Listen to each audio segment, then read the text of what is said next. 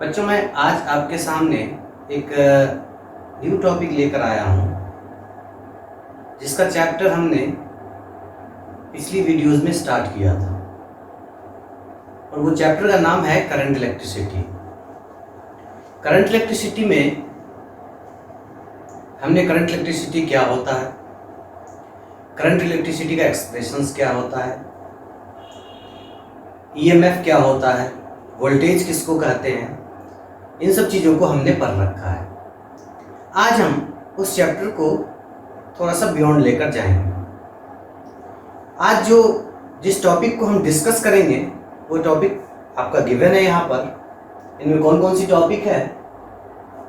Ohms law है। First of all discuss करेंगे कि ओम्स लॉ किसे कहते हैं, फिर आपका आता है रेजिस्टेंस, फिर आपकी रेजिस्टिविटी, उसी का नाम है स्पेसिफिक रेजिस्टेंस, फिर कंडक्टिविटी, फिर कंडक्टेंस। टॉपिक को डिस्कस करेंगे और समझेंगे।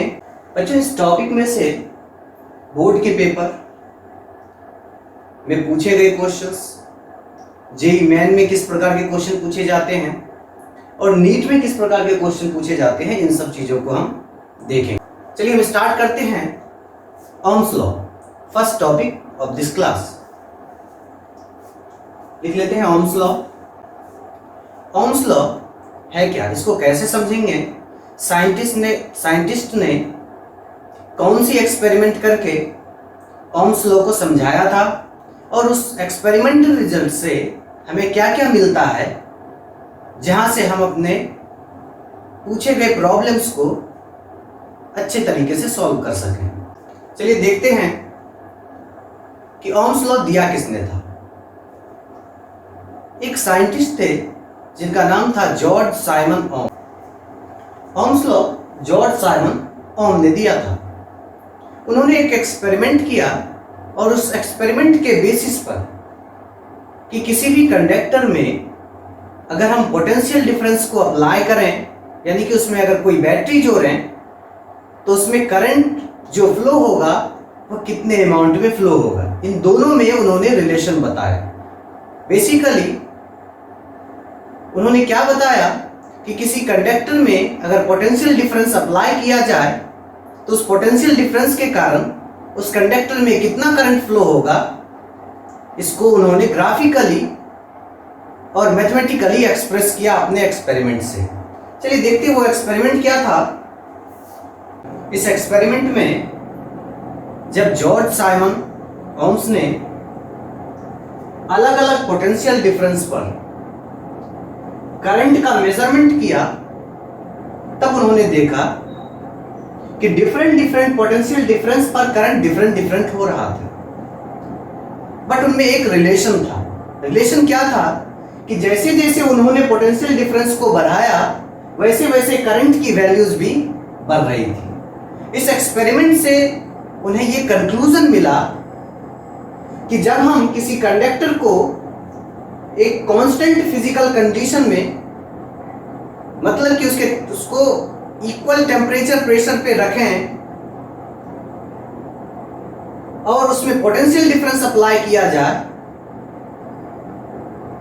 तो current through the conductor directly proportional होता है किसके?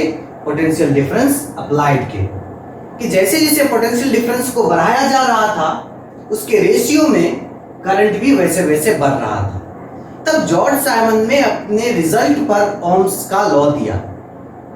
ओम्स का लॉ उसी के नाम से जाना जाता है। ये जो रिजल्ट ऑफ द एक्सपेरिमेंट था वो उसी को हम लोग क्या बोलते हैं? ओम्स लॉ बोलते हैं। इसी को हम लोग क्या बोलते हैं? Ohm's law. क्या था result of the experiment? At constant temperature the potential difference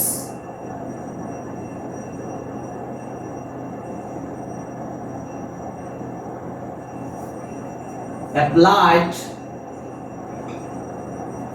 across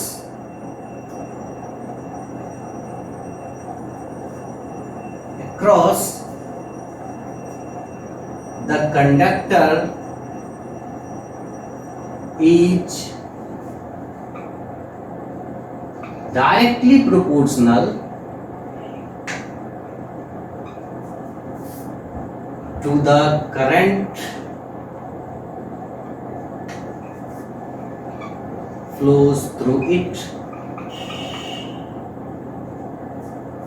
It means इसको मैथमेटिकली, इसका मैथमेटिकल एक्सप्रेशन हम इस थ्योरी से ड्रॉ कर सकते हैं। यानी mathematical expression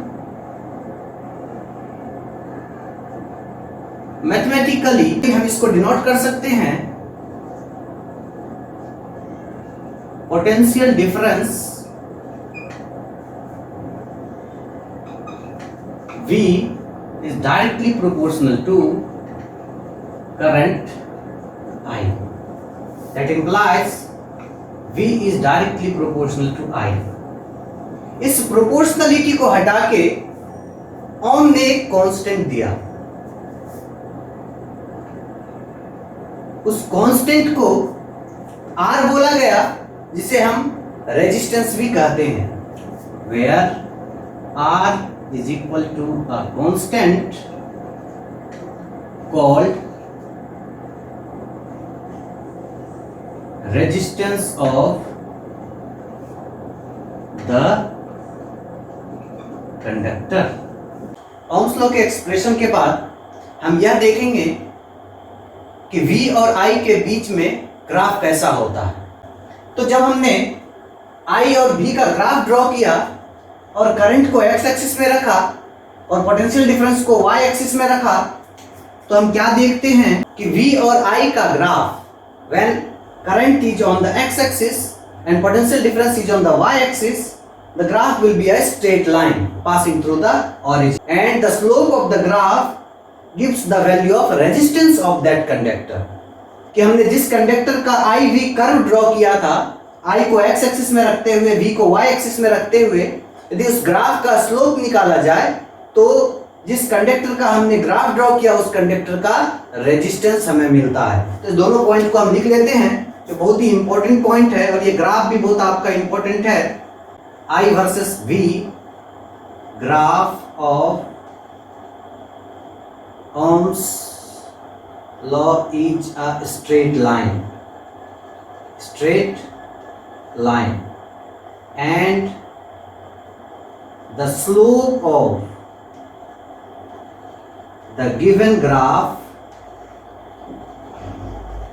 gives resistance of the conductor. Resistance of the conductor. It means इसका स्लोप निकाला जाए m equal to tan theta is equal to क्या हो जाएगा, delta V by delta I, और यह आपको क्या बताएगा, R which is equal to resistance. Next topic है हमारा exception of Ohm's law. Exception of Ohm's law है क्या?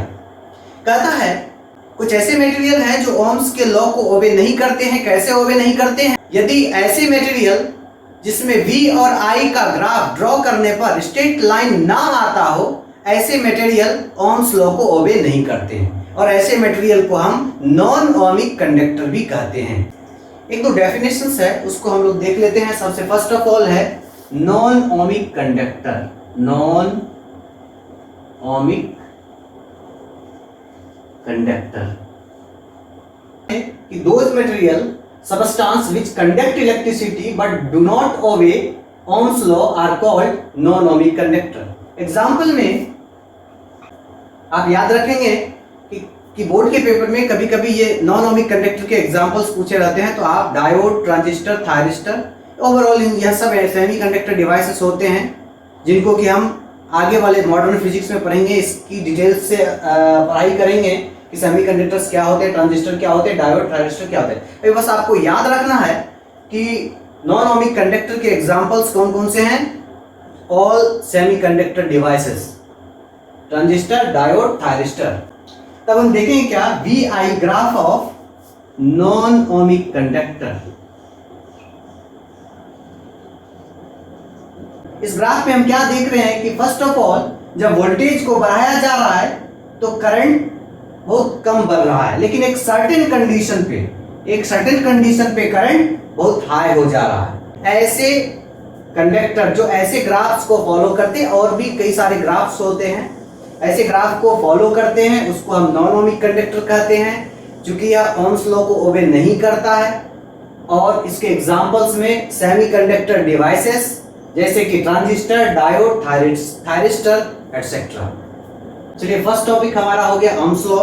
नेक्स्ट टॉपिक पर फोकस करते हैं हम लोग रेजिस्टेंस, क्योंकि ओम्स लॉ में हमने रेजिस्टेंस की चर्चा की, तो हमें ये जरूरी है कि रेजिस्टेंस के बारे में डिटेल में हम पढ़ें। रेजिस्टेंस होता क्या है? What is resistance? It is the property of any material that opposes the flow of current.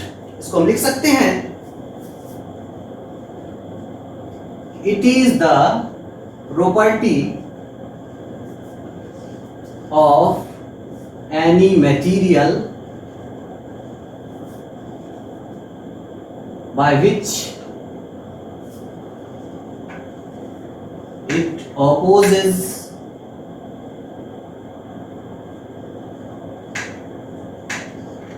the flow of current through it। Resistance को अलग अलग तरीके से डिफरेंट वेज में हम डिफाइन कर सकते हैं। अगर हम ओम्स लॉ के अकॉर्डिंग इसको डिफाइन करना चाहें तो हम यह कह सकते हैं कि किसी भी गिवन मटेरियल के लिए उस पर अप्लाइड पोटेंशियल डिफरेंस और उसमें फ्लोज करंट के रेशियो को ही हम क्या कहते हैं? रेजिस्टेंस कहते हैं। तो हम लिख सकते हैं ऐसा यूनिट ऑफ रेजिस्टेंस क्या होता है? ओम। इसको क्या पढ़ते हैं? ओम पढ़ते हैं हम लोग। अगर मैथमेटिकली देखा जाए,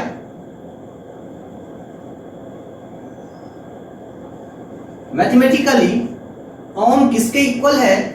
तो ओम्स लॉ के according V is equal to IR, then R is equal to V by I। It means 1 ohm is equal to, it means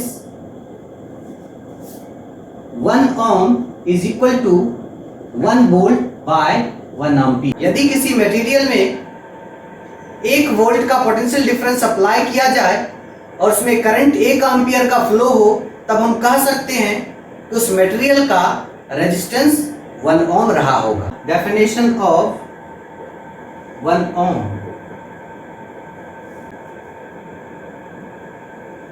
resistance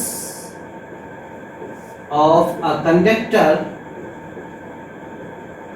is said to be 1 ohm when 1 ampere of current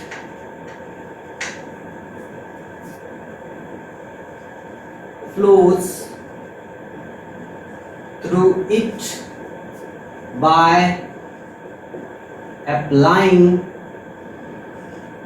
1 volt potential difference।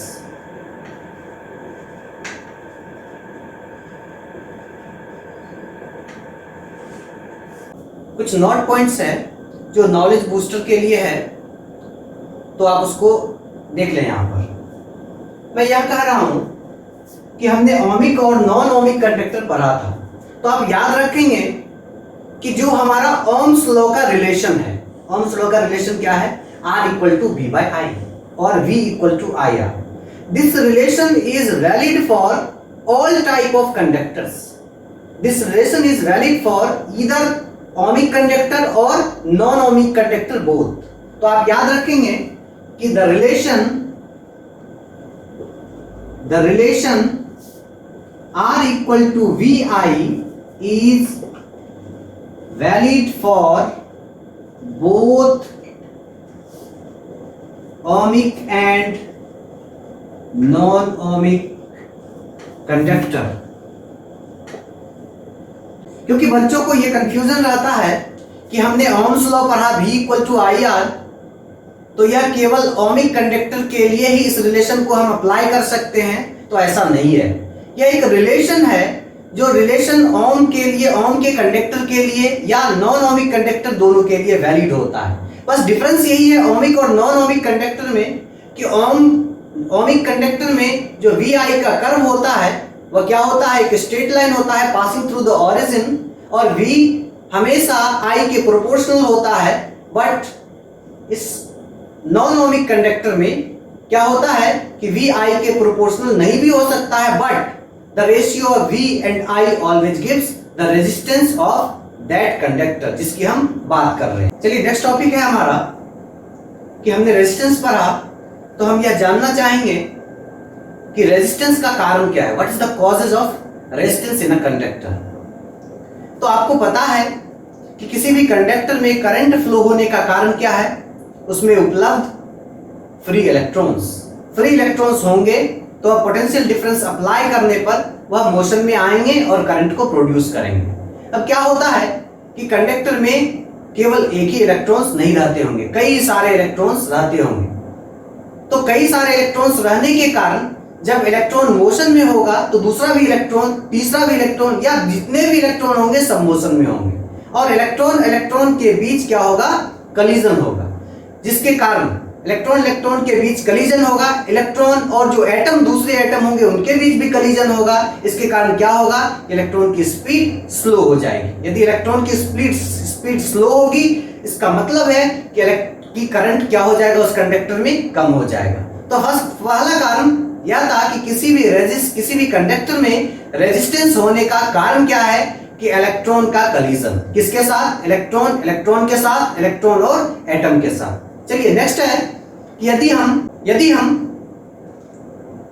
दो wire लें जिसकी thickness equal हो, जो same material का बना हुआ हो, एक लंबा हो एक छोटा हो, तो हम क्या देखेंगे कि लंबाई वाले तार में रेजिस्टेंस अधिक होता है। इसका कारण क्या है, तो आप समझ सकते हैं कि यदि ज्यादा लंबा तार होगा तो इलेक्ट्रॉन के कलीजन की संभावना उतनी अधिक हो जाएगी। यदि इलेक्ट्रॉन के कलीजन की संभावना अधिक हो जाएगी, इट मींस कि तार का रेजिस्टेंस भी क्या हो जाएगा, बढ़ जाएगा। नेक्स्ट लेते हैं, दो तार लेते हैं जिसकी लंबाई समान है बट थिकनेस डिफरेंट है और मटेरियल भी समान है। थिकनेस डिफरेंट का मतलब एक मोटा तार है, एक पतला तार है, एक का ज्यादा क्रॉस सेक्शनल एरिया है और एक का कम क्रॉस सेक्शनल एरिया है। तो आप क्या देखेंगे कि ज्यादा क्रॉस सेक्शनल एरिया में इलेक्ट्रॉन के मोशन के लिए अधिक स्पेस अवेलेबल है। यदि अधिक स्पेस अवेलेबल है, इट मींस कि नंबर ऑफ कोलिजन्स क्या हो जाएंगे, कम हो जाएंगे। यदि नंबर ऑफ कोलिजन्स कम हो जाएंगे, इट मींस कि रेजिस्टेंस भी क्या हो जाएगा, उस कंडक्टर का कम हो जाएगा। चलिए इन तीन बातों को हम लिख लेते हैं। इन तीन चीजों को समझने के बाद हम यह देखेंगे कि किसी भी कंडक्टर के लिए रेजिस्टेंस कैसे कैसे डिपेंड करता है और उसका क्या मैथमेटिकली हम कैसे किसी भी कंडक्टर का रेजिस्टेंस कैलकुलेट कर सकते हैं।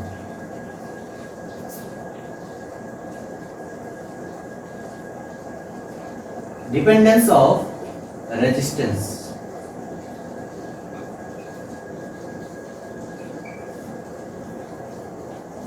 ओवरऑल हमने ये देखा कि यह दोनों बातें, long wire offer more resistance, thick wire offer less resistance, यह दोनों एक्चुअली डिपेंडेंट है कि नंबर ऑफ कलीजन के, इलेक्ट्रॉन और इलेक्ट्रॉन या इलेक्ट्रॉन और एटम के बीच कितने नंबर ऑफ कलीजन हो रहे हैं। फर्स्ट है इसमें कि resistance of a conductor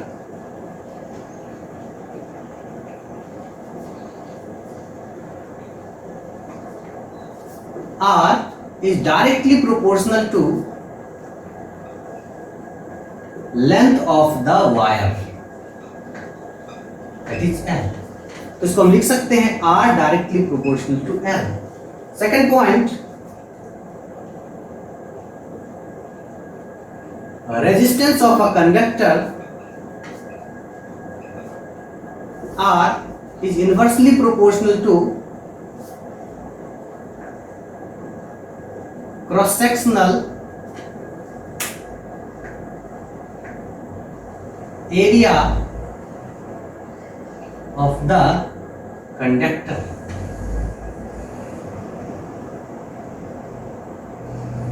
cross-sectional area of the conductor। इसको आप इक्वेशन फर्स्ट मान लें, इसको इक्वेशन सेकंड मान लें। हम लिख सकते हैं कि from equation first and second लिख सकते हैं R is directly proportional to L by A। इस प्रोपोर्शनलिटी को हटा के हम एक कांस्टेंट लगाते हैं, उस कांस्टेंट को क्या बोलते हैं, स्पेसिफिक रेजिस्टेंस और resistivity. Rho L by A, where rho क्या है, एक कांस्टेंट है जिसको हम लोग क्या बोलते हैं, रेजिस्टिविटी और स्पेसिफिक रेजिस्टेंस।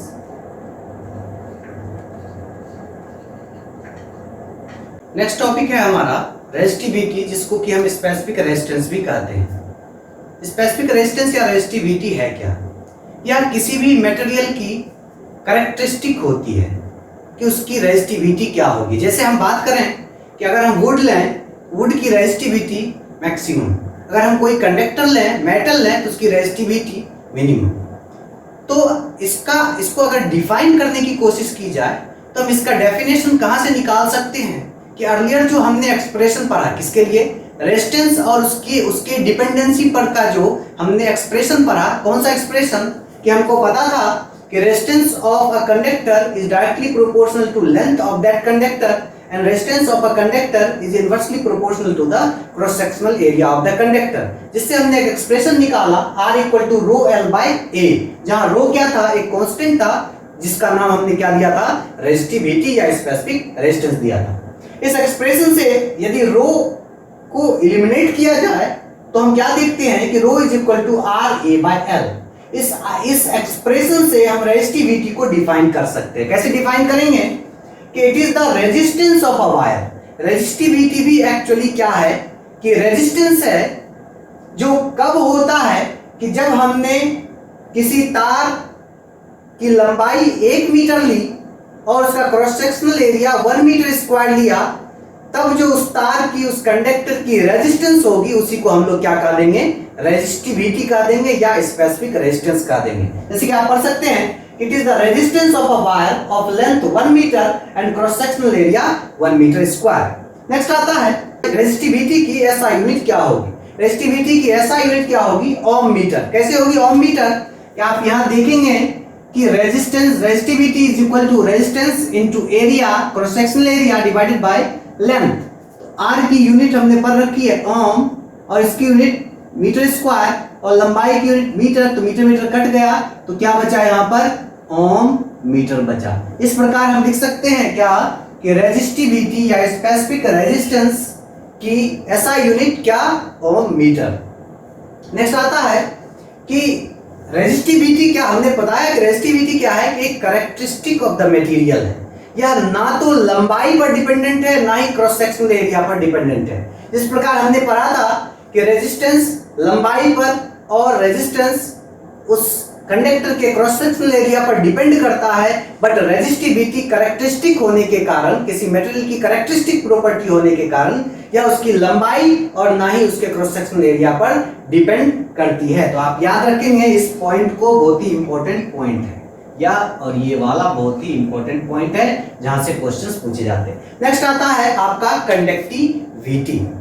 अब रेजिस्टिविटी को यदि अदर वे में देखें, जैसे हम बात करें कि हमने बोला कि वुड एंड मेटल में वुड की रेजिस्टिविटी बहुत अधिक और मेटल की रेजिस्टिविटी बहुत कम। इट मींस अगर इसको ऑपोजिट करके देखें तो हम कह सकते हैं कि वुड की कंडक्टिविटी बहुत कम और मेटल की कंडक्टिविटी बहुत अधिक। इट मींस हम क्या देख रहे हैं कि कंडक्टिविटी एक्चुअली में क्या है, वह रेसिप्रोकल ऑफ द रेजिस्टिविटी है। इट मींस कि जो ज्यादा रेजिस्टिव होगा वह उतना कम कंडक्टिव होगा। इट मींस हम लिख सकते हैं कि कंडक्टिविटी का डेफिनेशन हम लिख सकते हैं कि it is the reciprocal of resistivity. इसको किससे डिनोट करते हैं, तो it is denoted by sigma, and mathematical expression क्या हो जाएगा, तो sigma is equal to 1 by rho. आपको पता है कि अगर SI यूनिट की बात करें, SI यूनिट की बात करें तो रो की SI यूनिट क्या, ओम मीटर। तो ओम मीटर क्या हो जाएगा, ऊपर चला जाएगा। इट मींस इसका SI unit ohm inverse metre inverse, या साइमन मीटर इनवर्स, और ओम का उल्टा होता है महो, महो मीटर इनवर्स, याद रखिएगा, ठीक है। ओम 1/ओम, इसको भी हमने जैसे क्या है OHM है, जिसको पलट के लिख दिया MHO, यही होता है ओम महो, ठीक है ना। नेक्स्ट आता है कि कंडक्टेंस किसे कहते हैं। एक चीज आप देख लें, इनमें से कंडक्टिविटी में कौन कौन सा इंपॉर्टेंट है। ये तो बहुत इंपॉर्टेंट है और यह भी बहुत इंपॉर्टेंट है, याद रखेंगे। जिसको हमने स्टार मार्का किया है, जिसको हमने स्टार लगाया है, वो ऑब्जेक्टिव क्वेश्चन में बहुत हद तक पूछे जाते हैं, इसलिए आप उसको याद रखेंगे। नेक्स्ट आता है कंडक्टेंस। यह क्या है कि जिस प्रकार रेजिस्टेंस होता था, अगर हम बोलें कि किसी मटेरियल का रेजिस्टेंस अधिक है, इस मींस कि उसका कंडक्टेंस कम है, तो इसको भी ऐसे ही डिफाइन करते हैं क्या, it is the reciprocal of resistance,